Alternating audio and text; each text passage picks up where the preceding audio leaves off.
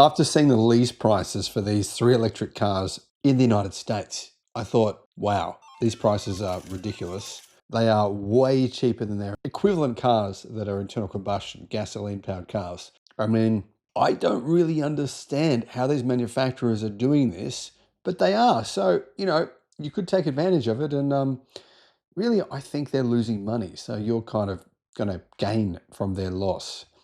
Hello, my friends. Welcome to the channel. I'm Sam Evans. You're watching The Electric Viking. If you haven't already become a YouTube member, you can do so by clicking the link in the description below. 3 different EV deals here in the United States, which I think are probably the 3 best right now. I should mention, if you don't want a new EV, Tesla does have Model 3 and Model Y used leases now that are good deals. But looking at brand new leased EVs in the US, I think, to be honest, probably these deals are better than what Tesla are offering for the Model 3 and the Model Y. Not to say you shouldn't get a Tesla, but it's certainly worth looking at these 3 anyway. First of these cars is the Volkswagen ID.4.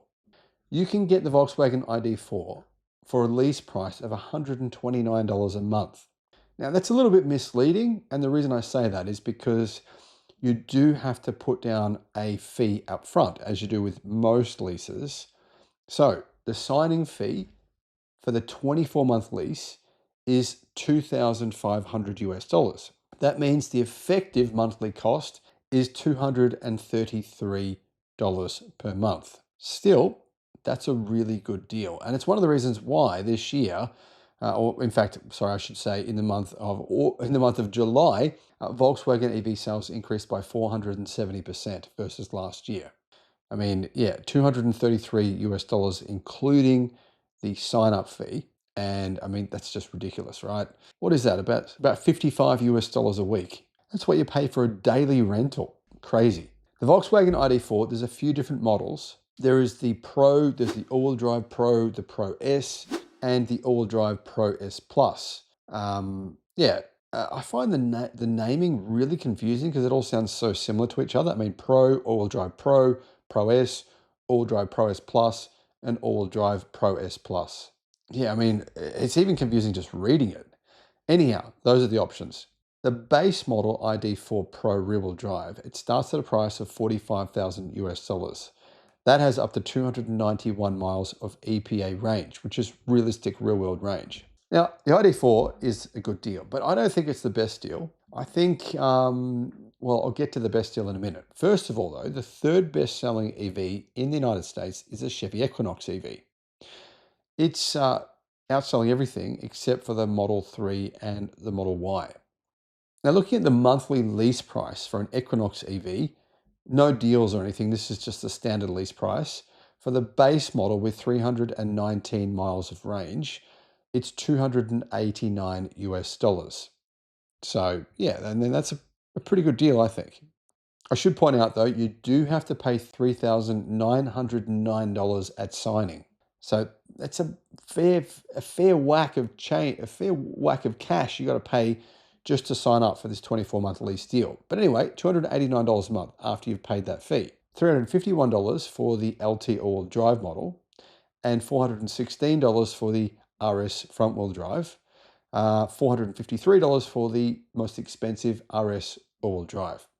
They're okay. I mean, and to be honest, the Equinox EV is selling well, but I don't think it's selling well on the lease deals because those lease prices are not competitive. If you look at another car, which is definitely actually a better car, the Hyundai Ioniq 5, it's a better car. It is, and it looks sensational. It's actually quite a bit better, I think, in a number of ways than the Equinox EV. And it's incredibly well priced. In fact, the cheapest version of the Hyundai Ioniq 5, which is called the SE rear-wheel drive, gets only 245 miles of range. That's not the one I'd be getting, but that's the cheapest one. It starts at a price of $42,500. The monthly lease price is $179. $179. Now, you do have to pay $3,999 at signing, but I think this is the best deal you can get when it comes to leases in the US for EVs right now. If you step up to the longer range Ioniq 5 SE rear-wheel drive, that gets 318 miles of range, and it costs $46,550 US dollars, or you can lease it for $199 a month. I mean, it probably ends up being around about $280 a month if you include that front up for $4,000 US dollars at the start. Just still, I think, a phenomenal deal. I mean, yeah, just crazy good deal. Probably ends up being about $70 US dollars a week, put it that way. If you want to pay a bit more, you can get the Ioniq 5 Limited rear-wheel drive. That is single motor as well, rear-wheel drive, 318 miles, and it costs 54,000 US dollars. To actually lease that one is 309 US dollars a month. The Ioniq 5 SE dual motor all-wheel drive, that has 320 horsepower, obviously 2 motors, less range, 290 miles of range. You can get one of those for 50,000 US dollars, or you can lease it for $249 a month. So if you want an all-wheel drive car, I mean, that's a fantastic deal. Yeah, I think currently the best deal when it comes to leases in the US is the Hyundai Ioniq 5. When it comes to buying a new family car, I'd say in the US, I think the Tesla Model Y is the best car, hands down, based on its price, specification, and features. But when it comes to leasing, I'd probably be going for the Hyundai Ioniq 5. What do you guys think? Let me know what your thoughts are in the comments. Thanks for watching.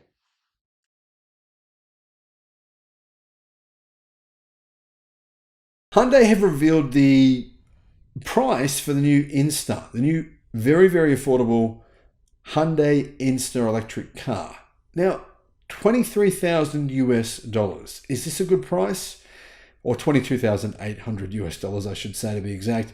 Well, maybe. Here are the details. Hello, my friends. Welcome to the channel. I'm Sam Evans. You're watching the Electric Viking. It's great to see you.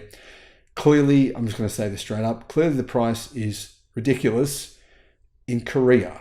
In South Korea, you can buy a Hyundai or Hyundai Inster EV for 22,800 US dollars in South Korea. But the thing is, it's really nowhere near being price competitive with anything in China. At that price, it's way, way, way too expensive in that region, in that geological region, in that, that area, that country.